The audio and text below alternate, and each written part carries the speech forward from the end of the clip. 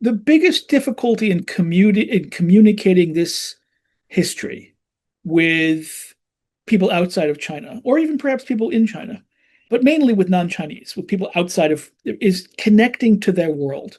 How does it affect them? Now, there are many Japanese that are interested in this scholarship. In fact, for the Jiangsu media documentaries, we interviewed quite a few Japanese scholars and activists and people, and there were many more who were on the list. We just didn't have time to get to them.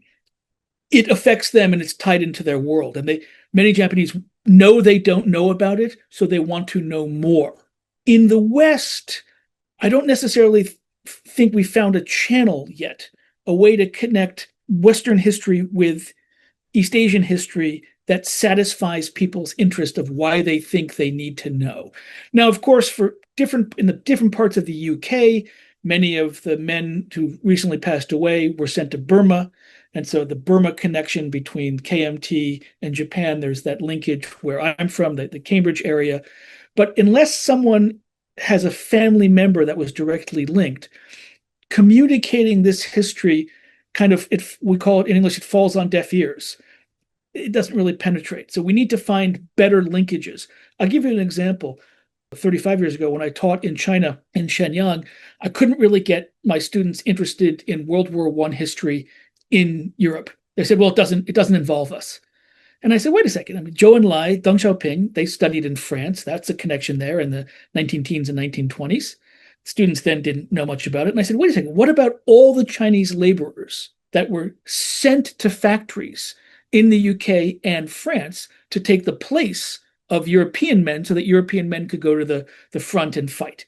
I said, that really links the two battlefields, China and Europe. Now, students 35 years ago didn't know much about it because not much had been written about it then.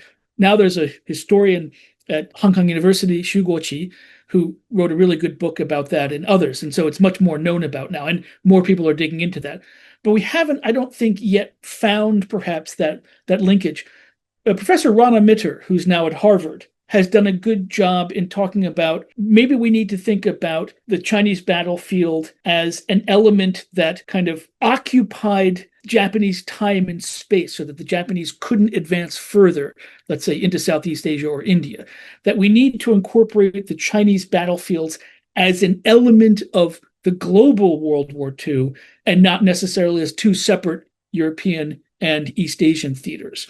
And by thinking of them as connected in that way, that we will gain and be able to gain people's interest and further communicate that the world isn't so separate and that Asia has an impact on Europe and vice versa.